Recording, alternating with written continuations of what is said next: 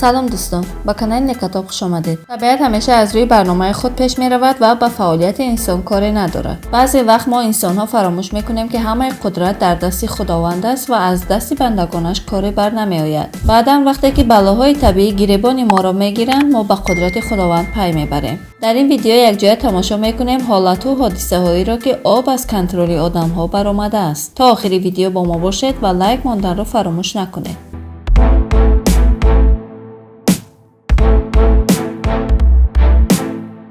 کفیدن قبور آب در اوکراین. در این صحنه می‌بینیم که قبور آبی که در زیر زمین جایگیر شده است به طور وحشتناک می‌کفد. در وقت کفیدن این قبور آب و لای و اسفالت زمین با بلندی یک ساختمان 6 آشیانگه به هوا پریدند. این صحنه توسط کامراهای نظارتی به خوبی ثبت شد. چنانه که می‌بینید در زمان حادثه یک زن از آن نزدیکی می‌گذرد و شاید این آب و لای به او هم رسیده باشد. به تقدیرتر از آن زن صاحب این ماشین‌های بودند که در این نزدیکی ماشین خود را گذاشته بودند. حالا اگر خواهی به کسی فهمانی که چرا ماشینت آسیب دیده است و سبب آن کفیدن قبور آب باشد، واقعا خنده‌آور است. با کفیدن این قبور آب حجم زیادی آب به کوچه برآمده است و یک سیل خردکک را جاری کرده است. هرچند که کفیدن این قبور باعث ایجاد شدن یک چقوری 6 متره در روی اسفالت زمین شده است، اما خوشبختانه کسی از این حادثه آسیب ندیده است. سبب کفیدن قبور آب این بوده است که کارگران می‌خواستند با فشار زیادی آب درجه تحمل کردن این قبورهای آب را بسنجند، اما متاسفانه 36 سال باز این قبورها این مقدار فشار آب را تحمل نکرده بودند. کارگران این قبورها را با آبی خیلی زیاد پر کردند که قبورها طاقت نکرده این قسمتی آن کفیده است. شاید این حادثه صدای بلنده ایجاد کرده بوده است که همسایه‌ها هم به بیرون برآمده چه حادثه شدنش را فهمیدن می‌خواستند. سونامی در ژاپن. سونامی یکی از کشنده ترین و وحشتناک ترین بلاهای طبیعی است. سونامی در یک مدت کوتاه می تواند یک منطقه کلان را از بین برد و مثل اژدها می باشد که از پیشش هر چی برآید نابود می کند. یگانه راه گریختن از سونامی برآمدن از آن منطقه و رفتن به مکانهای بلند است. سال 2011 در ژاپن یک زمین لرزه‌ای 9 بالا روی داد. بعد این زمین لرزه یکی از وحشتناک ترین و ویران کننده ترین سونامی ها در ژاپن روی داد. این سونامی تمام ساحل‌های شرقی ژاپن را از بین برد. در اثر این حادثه تمام ساختمان‌ها از ریشه کنده شدند و کشتی‌ها با بین شهر آمدند. موج‌های این سونامی به بلندی 40 متر رسیده بودند که در حقیقت باور نکردنی است. اما مشکلی اساسی در آن بود که زمین جنبی و سونامی یکجایی شده نیروگاه اتمی فوکوشیما را ویران کردند و این سبب آلوده شدن یک منطقه کلان شده بود. این حادثه سبب آوارگی مردمی آنجا شده بود و تا هنوز 100,000 نفر از جمعیت آنجا به خانه‌هایشان برگشته نتوانستند. این حادثه سبب مرگ 16,000 نفر شد و 10 میلیارد دلار به این کشور ضرر آورد. مردم این کشور این حادثه بد را هیچگاه فراموش نمی‌کنند.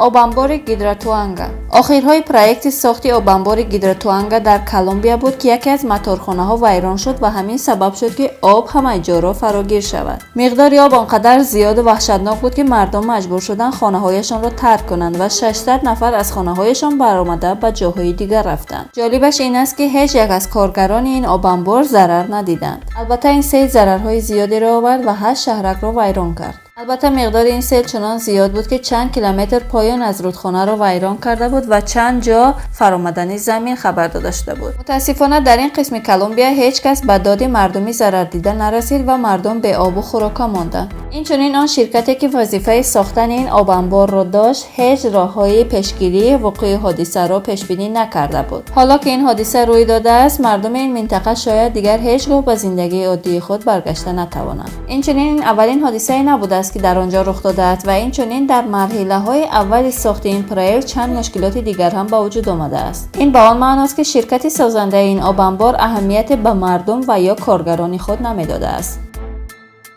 ویران شدن آبانبار در برزیلیا. 25 سال 2019 آبانبار شهر براماندینا برزیلیا ویران می شود و در طول چند ثانیه منطقه‌های آنجا را با خاک و یا بهترش با آب یکسان میکنند. ریختن آب به این آبانبار سبب ویران شدن یک معدن و چند ساختمان شده بود. این حادثه سبب مرگ 110 شهروند برزیلی شده بود و تا چند ماه بعد این حادثه هنوز مرده ها را از آن منطقه میبرآوردند. قسمی از شهر براماندینا هم ویران شده بود و قسم های معدنی ویران شده به شهر رسیده بودند. این حادثه هزاران برزیلی را به خانه و در کرد و صدها نفر هم به نام و نشان گم شدند. آن روزها وضعیت برزیل خیلی بد و غم‌انگیز بود. بیشتر جوانان شهر براماندینا در همین معدن کار می‌کردند و همه آنها از بین رفته بودند. مردم این شهر می‌گفتند که همه نیروهای جوانش را از دست دادند و همه در حالت شوک قرار دارند. عاقبت‌های این حادثه تا چند ده ساله در این شهر باقی می‌ماند و شاید به نزدیکی این شهر قامتش را راست کرده نتواند.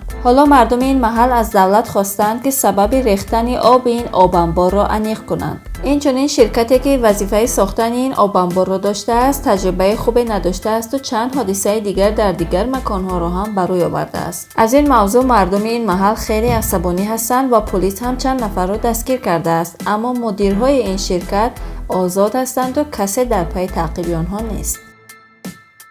کفیدن قبور اصلی آب در استرالیا. با فکر شما یکی از قبورهای اصلی اگر کفد چه حادثه روی می‌دهد؟ این آبشاری که شما می‌بینید صحنه یک فیلم نیست، بلکه حادثه واقعی است. اینجا شهر ملبورن در استرالیا است و یکی از قبورهای اساسی آب کفیده است و آب با ارتفاع 80 متری به بالا می‌پرد. این حادثه باری اول است که در استرالیا روی می‌دهد و خیلی زیبا و دیدنی و حتی خنده‌آور است. اما اگر بدانید که اسفالت کنده شده از زمین در اثر این حادثه یک ساختمان مسکونی را ویران کردند، شاید دیگر نخندید. این وضعیت ترسناک مدت یک ساعت دوام کرد و هر ثانیه 34,000 لیتر آب به آسمان می‌پرید. یعنی در این حادثه 1,900,000 لیتر آب حیف شد. با این مقدار آب می‌توانستند یک حوض المپیکی یا 55 بشکه آب را پر کنند. خلاصه کفیدن این قبور آبی 50 ساله دولت استرالیا را حیران کرد و چند خانه استقامتی را از بین برد.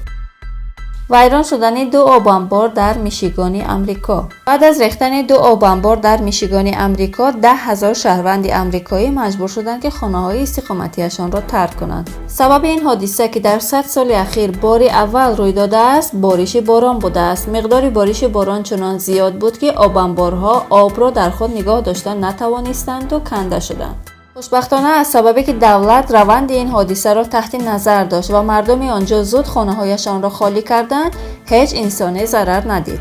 اما به هر حال این حادثه برای دولت آمریکا ضررهای زیادی را پیش آورد. بیشتر ساختمان‌هایی که در آن نزدیکی بودند از فوندامین کنده شده مثل کشتی بر روی آب شناور بودند. باقی مانده ساختمان‌ها هم بعد از آنکه به درون آنها آب درآمد، ضررهای زیادی دیدند. وقتی آب به یکی از کارخانه‌های ماده‌های شیمیایی رسید، وضعیت را بدتر کرد.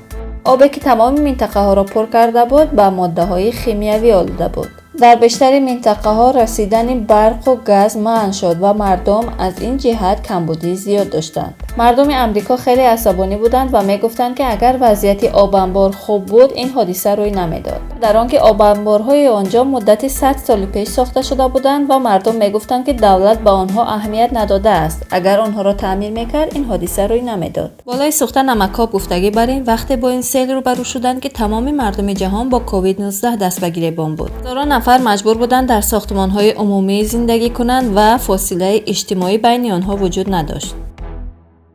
خیابانی که پر از آب جوش شده بود. باور میکنید که در روسیه یکی از خیابان‌ها زیر آب جوش مانده بود و مردم از ترس سوختن اینچنین میگریختند. گپ در آن که یکی از قبورهای آب جوش میکفد و آب به اندازه یک ساختمان 5 آشیانگه به هوا میپرد. مردم بیچاره هم که در خیابان بودند یک بار دیدند که آب جوش به سرشان میریزد و از ترس سوختن چیکار کردنشان را نمیدانستند. تمام آن محل پر از بخار شده بود و گویا که آنها در درون دوزخ افتاده بودند. این حادثه در یکی از خیابان‌های شهر کراسنویارسک در روسیه روی داده بود و بیچاره مسافرانی که در درون اتوبوس بودند و زیر آب جوش ماندند، همه‌شان در درون اتوبوس سوختند. راننده اتوبوس یک کاری احمقانه کرد و کوشش کرد که اتوبوس را از خیابانی که در آن آب جوش است گذراند. اما وقتی که به بین راه رسید فهمید که چیکار کرده است و راه الکی محکم بود و به عقب گشتن نمی‌توانست. بعد خودش از شیشه اتوبوس برآمده گریخت و فراموش کرد که در اتوبوس را گشاید و مردم از آنجا گریختن نتوانستند. 15 نفری که در درون اتوبوس بودند آرامانه سوخته ایستاده بودند که مردم به دادشان رسیدند و در اتوبوس را گشوده آنها را برآوردند. 13 نفر آنها به خاطر سوختگی درجه 3 به بیمارخانه انتقال داده شدند و وضعیت بعضی از آنها خیلی بد بود. البته کاری راننده این اتوبوس خیلی کاری احمقانه بود و او خودخواهانه جان خودش را نجات داده دیگران را زیر خطر گذاشت. اگر مردم او را به قب می‌کردند کپاش دود می‌کرد.